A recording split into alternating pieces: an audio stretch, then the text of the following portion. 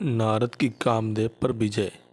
एक समय की बात है, नारद ने विषय वासनाओं पर विजय प्राप्त करने के लिए परब्रह्म ही कठोर साधना की। वे हिमालय पर्वत के एक निर्जन स्थान में जाकर समाधिस्थ हो गए और परब्रह्म की आराधना करने लगे। उनके इस प्रकार कठोर साधना करते देख देवराज इंद्र भयभीत हो गए। उन्होंने इस विषय में देवगुरु बृहस्पति से परामर्श करने का विचार किया। वे आचार्य बृहस्पति के पास पहुँचे और उनसे कहा, आचार्य नारद हिमालय पर्वत पर बड़ी कठिन साधना कर रहे हैं। मेरी समझ में यह नहीं आ रहा, वे इतना कठिन तप किस उद्देश्य से कर रहे हैं। देवगुरु बृहस्पति बोले, इंद्र सभा है, नारद के मन में तुम्हारे सिंहासन को प्राप्त करने की लालसा पैदा हो गई हो, शायद इसलिए वे इतनी कठोर साधना कर रहे हैं। देवगुरु की बात सुनकर इंद्र भी भयभीत हो गए। उन्होंने आचार्य बृहस्पति से पुनः पूछा, आचार्य यदि ऐसा हुआ तो मेरे लिए यह बहुत दुखदायी बात होगी। मुझे परामर्श दीजिए कि ऐसी हालात में मैं क्या करूं। आचार्य बृहस्पति बोले, इंद्र तुम देवों के राजा हो, सर्वशक्ति संपन्न हो, सामर्थ्यवान हो। मैं तुम्हें इस विषय में क्या परामर्श दे सकता हूँ, तुम स्वयं ही कोई उपाय सोचो। आप ठीक कहते हैं आचार्य जी, मुझे कोई ना कोई उपाय सोचना पड़ेगा। कहते हुए इंद्र वहाँ से चले गए। अपने महल में पहुंचकर उन्होंने कामदेव को बुलाया और उनसे कहा, कामदेव, नारद हिमालय पर्वत पर एक निर्जन स्थान में बैठे कठोर तपस्या कर रहे हैं। मैं चाहता हूँ कि तुम उनके पास जाओ और अपनी मायावी शक्ति द्वारा जैसे भी हो उनकी तपस्या भंग कर दो।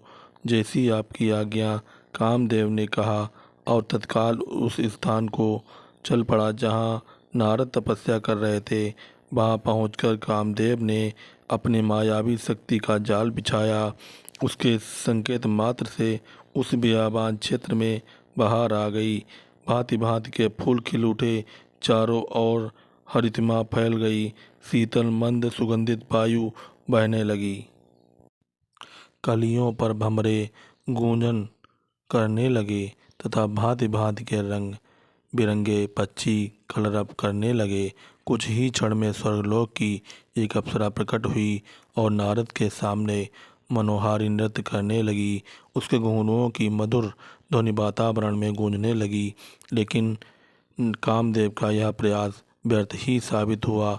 अप्सरा नृत्य करते करते थक गई, किंतु नारद का ध्यान नहीं टूटा। थक कर हार कर अप्सरा वापस लौट गई।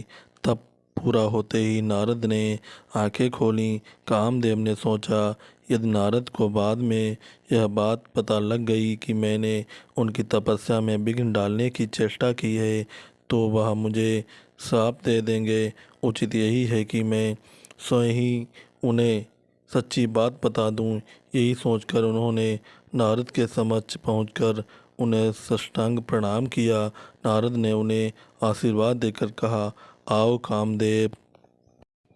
कामदेव ने कहा, अपराध क्षमा हो देव ऋषि, मैंने आपकी तपस्या भंग करने का प्रयास किया था। नारद ने पूछा, पर क्यों, किसके आदेश से तुमने ऐसा किया। कामदेव बोले, देव ऋषि, मुझ अकिंचन में इतनी हिम्मत नहीं है जो स्वयं ही आपको तपस्या से डिगाने का कार्य करता। मुझे ऐसा करने को कहा गया था। नारद बोले, किसने ऐसा करने को कहा था। कामदेव बोले, देवराज इंद्र ने, उन्होंने ही मुझे यहाँ भेजा था। कामदेव ने सच्ची बात बता दी। कामदेव की बात सुनकर नारद ने मुस्कुराकर कहा, मैंने तुम्हें क्षमा किया कामदेव, अब तुम जाओ और देवराज को बता देना कि नारद ने इच्छाओं को बस में कर लिया है। अब मैं संसार के किसी भी भौतिक आकर्षण में नहीं फंस सकता। जान बची तो लाख उपाय, कामदेव ने सोचा और जल्दी से वहाँ से चला गया। दोस्तों, कमेंट करके बताइएगा कि ये कहानी कैसी लगी। अच्छी लगी हो तो लाइक सब्सक्राइब करना ना भूलें।